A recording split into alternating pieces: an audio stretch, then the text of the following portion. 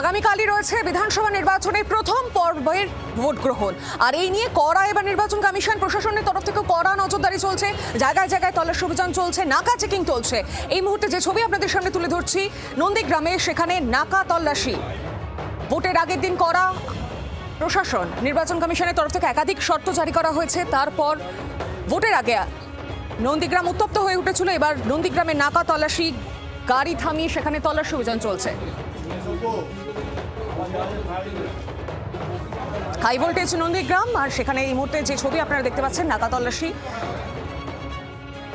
রাস্তা দিয়ে যে সকল গাড়ি যাচ্ছে প্রত্যেকটি গাড়ি থামিয়ে তাদের নথিপত্র চেক করা হচ্ছে, পাশাপাশি ডিকি খুলে গাড়ির ভেতরে তল্লাশি চালাচ্ছেন পুলিশ প্রশাসন।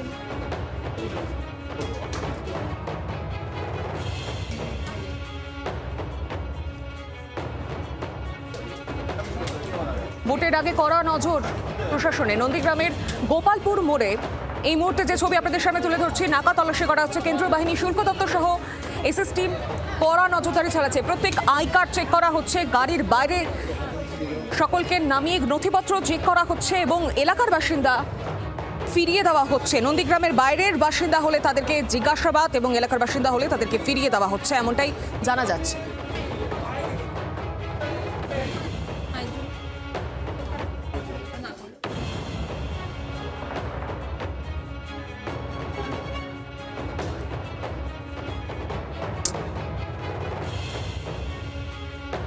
আরো বিস্তারিত জানি এই নিয়ে সঙ্গে রয়েছেন প্রতিনিধি পিয়ালি মিত্র। পিয়ালি, কি জানা যাচ্ছে? দেখো, আমরা কড়াকড়ির যে ছবি কমিশনের সেইটা দেখতে পাচ্ছি যে এখানে এসএসটি টিম, তারা স্ট্যাটিক সার্ভেলেন্স টিম, তারা নন্দীগ্রামের আগেই একেবারে গোপালপুর রয়েছে, সেই গোপালপুরের মোড়েই তাদের একটা এসএসটি টিম রয়েছে। সেখানে পুলিশ, এনজিও বাহিনী এবং তার সঙ্গে থেকে এক্সাইজের অফিসাররা রয়েছে, যারা অন্য কোনো বিধানসভা কেন্দ্রের বাসিন্দা, অর্থাৎ কোনোভাবেই নন্দীগ্রামের বাসিন্দা নয়, তাদেরকে প্রবেশ করতে দেওয়া হচ্ছে না।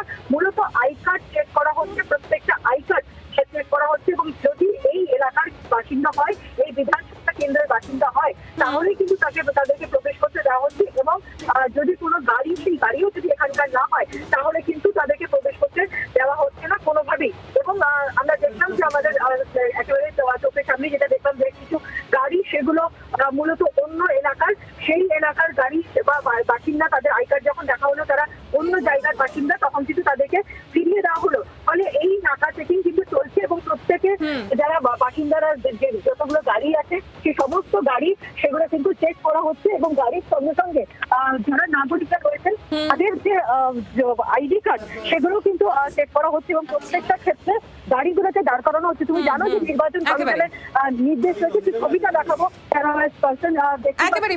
একেবারে সেই ছবি আমরা দেখতে পাচ্ছি। ধন্যবাদ।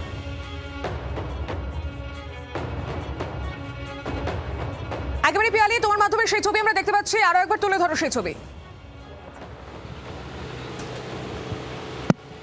একেবারে তুমি দেখতে পাচ্ছ যে এই একেবারে একটা যেরকম লরি যাচ্ছে, সেই গাড়িকে দাঁড় করানো হচ্ছে। এবং এইটা হচ্ছে গোপালপুর মোড়, সেখানে এসএসটি টিম, এই দেখাচ্ছি ছবি, টোটো হোক, চার চাকার গাড়ি হোক, লরি হোক, প্রত্যেকটা গাড়ি এবং যারা আই কার্ড, তাদের আই কার্ড চেক করা হচ্ছে।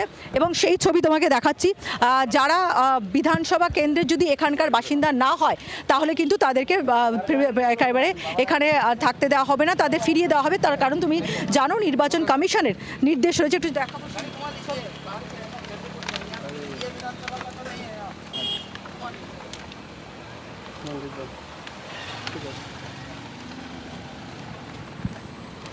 যারা গাড়িতে থাকছেন তাদের আইডি চেক করা হচ্ছে। তারা যদি নন্দীগ্রাম বিধানসভা কেন্দ্রের হয়, স্যার কি চেক করা হচ্ছে এখানে আপনারা মনে করেন?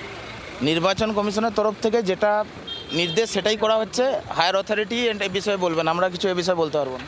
একেবারে দেখতেই পাচ্ছ কেন্দ্রীয় বাহিনী জওয়ানরাও রয়েছে, একেবারে প্রত্যেকটা গাড়ি চেক করা হচ্ছে। একদিকে এক্সাইজের টিম রয়েছে, কোনোভাবে মদ, অস্ত্র, টাকা সেটা যেরকম পাচার হচ্ছে কিনা, তার পাশাপাশি অন্য কোনো বিধানসভা কেন্দ্রে যদি কেউ বাসিন্দা হয়ে থাকে, তাহলে কিন্তু তাদেরকে প্রবেশ করতে দেওয়া হচ্ছে না। একেবারে নন্দীগ্রামের এই যে নাকা চেকিং পয়েন্ট, সেখান থেকেই নিশ্চিত করে দেওয়া হচ্ছে। এবং এই 48 ঘন্টায় যাতে কোনো বহিরাগতরা কেউ না না থাকতে পারে। তুমি দেখতেই পাচ্ছ যে পরপর কিন্তু গাড়ির লাইন পড়েছে এবং এমনকি সংবাদ মাধ্যমের গাড়ি হলেও তাদেরকে প্রপার আইডি প্রুফ দেখাতে হচ্ছে।